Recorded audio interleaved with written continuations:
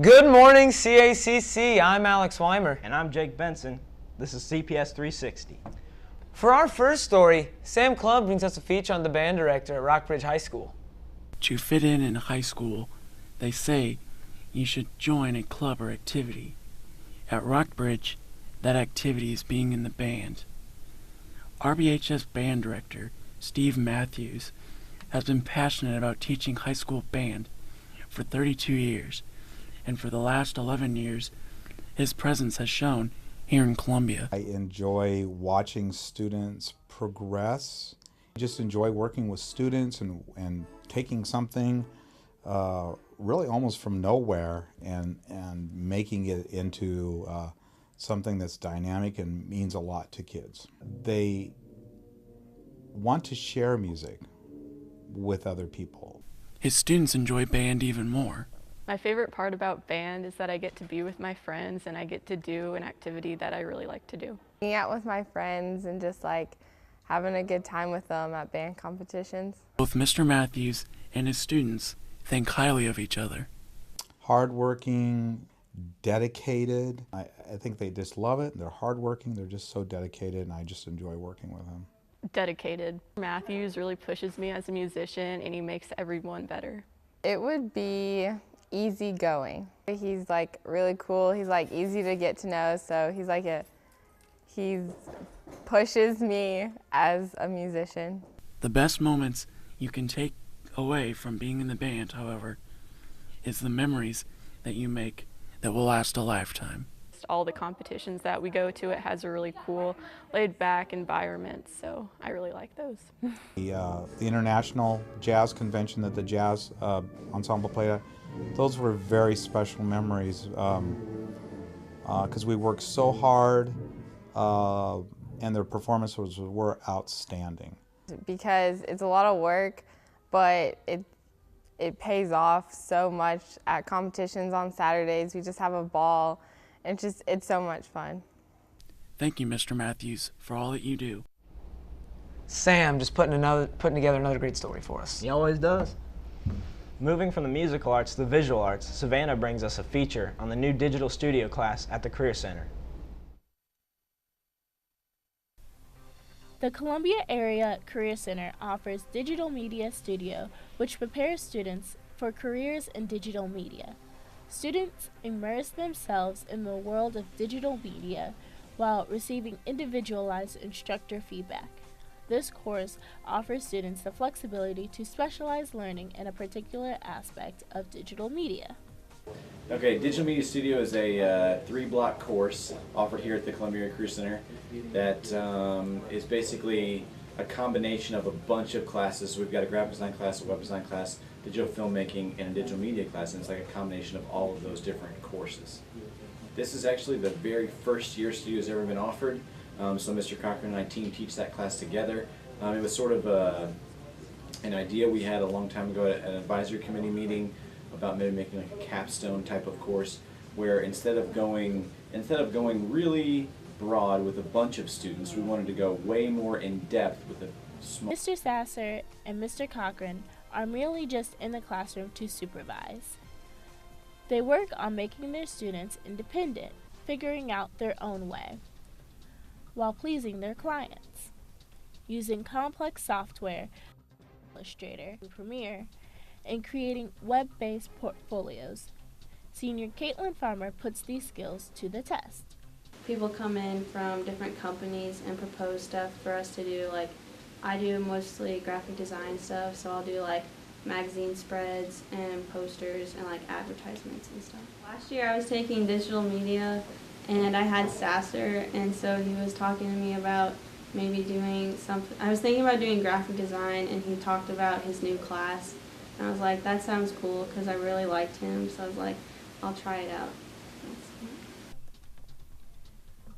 Senior Aaliyah Blackburn takes her work seriously and believes that one day she can make a profession out of graphic design. This class is just her stepping stone. Kind of to help me find new styles, so I think like experimenting with new programs and new tools really challenges me. I think it's better prepared me to become a kind of graphic designer and kind of setting up those career expectations. Thank you.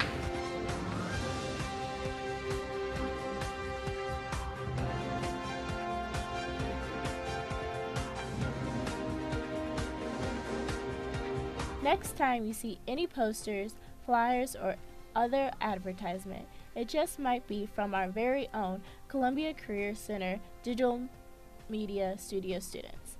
I am Savannah Singletary for CPS360. You know, you just gotta love Mr. Sasser. Yes, you do. Now we take you to the garage where my partner, Jake Benson, has a story about a high school band. It's every boy's dream to be in a band, but few actually go through with it. The Blue Hearts Club, however, are different.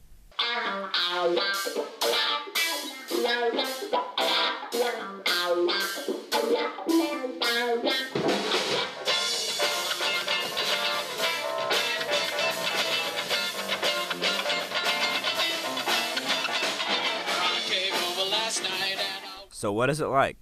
The band is great. Awful. Don't do it, no. But no, I'm kidding. Yeah, it's pretty fun, yeah. I don't really know what else I would do hobby-wise, honestly. It all started with some friends playing together. So it started off with Hallam and Seth Hodder, and they're two guitar players. And that was 6th grade, I guess, so 4 years ago. And it was just a small thing, you know, and they picked up people along the way and lost people at the same time. It was a couple months after Hallam and Seth had talked about they needed a bassist. So I joined on as bassist because I knew Seth for a few years beforehand. Well, we originally just started kind of playing absolute trash for a while. They soon got the hang of it, and after a lot of playing and practicing, they got to show off their skills. Our first gig was officially last September. That was the first gig at the Social Room, and we think we did good. Maybe it was because it was our first gig, but we thought we had good energy and everything, and we played David Bowie stuff because David Bowie had just died. And he hired us to just, you know, play a little stuff for him and entertain the crowd, and it was pretty cool. I mean, that's when we kind of snapped into a mentality of more, I don't know, gigging, more important, like, stuff, when we're actually playing. Like, we started getting paid for our shows, and we actually started getting shows, too. And so that's when I think it really started. Even though the money's not great, they keep playing anyway. We have $515, and we're millionaires by that regard. $515, like, spread in between us, which makes it like $100 each tops. It's fun, pretty much, if you do it right, and if people, you know, don't take themselves too seriously.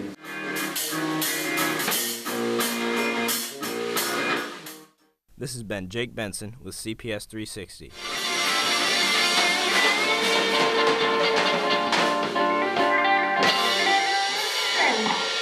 Hey, Jake.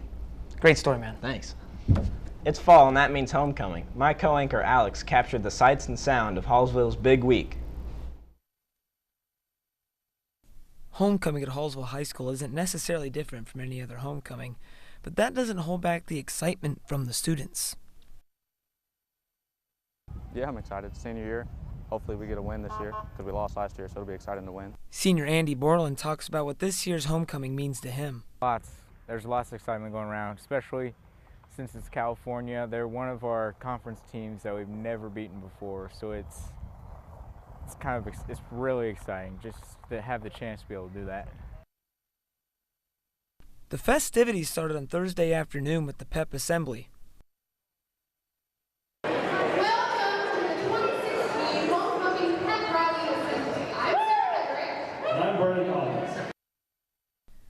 After a full day of prep, the action continued the next day when the homecoming parade went through town.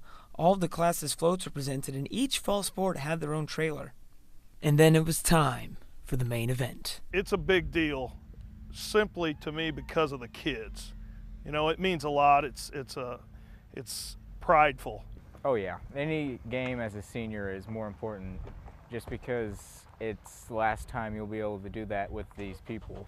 King candidate Titus Howard described to me what he would do if he won. Well, I'm gonna run in the stand, find the cutest girl, make out with her. Just like the Hallsville football team, Titus did not win. For CPS360 reporting from Hallsville, Missouri, I'm Alex Weimer.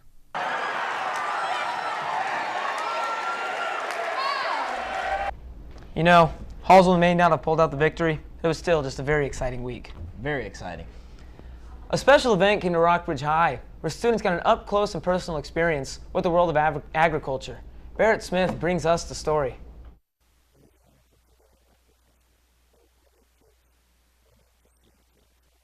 Today at Agriculture Day, everyone can just bring one of their animals and just show and give an idea of people that maybe don't see agriculture every day and just get a glimpse of what we are and what we're doing.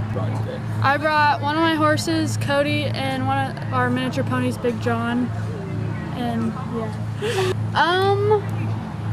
I'm not sure how many we have exactly, but I know we have some donkeys, horses, goats, sheep, ducks, chickens. So today's Ag Day, which we have every year. It's hosted by the Columbia FFA chapter. So it's normally just Rockbridge kids kind of, but we actually have Hickman and Battle people here because Columbia FFA is made up of all 3 high schools. So Ag Day is where we bring your own animals from home. So we have donkeys, goats, horses, we have Mizzou bring a cow, so we also include colleges here. And it's just so that we can inform everyone else in the school about just kind of what agriculture is. A lot of people have some negative views about it, and they also just don't really know a whole lot about it. So today is about informing the whole school and trying to let them know and experience all the different things that we do and that we offer. I did not, no. I don't have any animals, but I kind of take care of all the other ones. I did poultry judging, and I show lambs at the fair every year, so I help take care of that, and I work with horses, so. Wow. With the political world currently upside down, Audrey brings us a feature on Hickman's Young Democrats Club. At Hickman High School in Columbia, Missouri, numerous clubs are offered and created every year. All of these different groups focus on separate viewpoints throughout Hickman and overall give the student body a voice while connecting individuals together. Some of these students, like junior Juliana Custer, joined the Young Democrats Club because of the opportunities offered.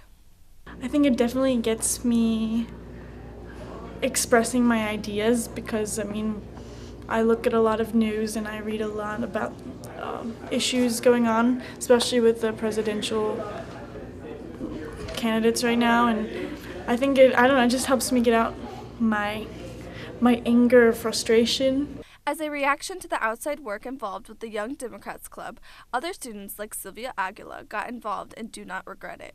I wanted to be more involved with the school, and I've always had an interest in politics, I wanted to join with people who also had the same interests as me. Witnessing how the club affects the community as a whole, Young Democrats leader Denise Trinidad has goals to keep the club going and to get high school students involved with not only politics but civic duties as an American. Well, basically, our long-term goal is to create a forum for thought, progressive thought, and since both myself and Owen were seniors, we want to pass this down to future years leaders, and they can take it from there.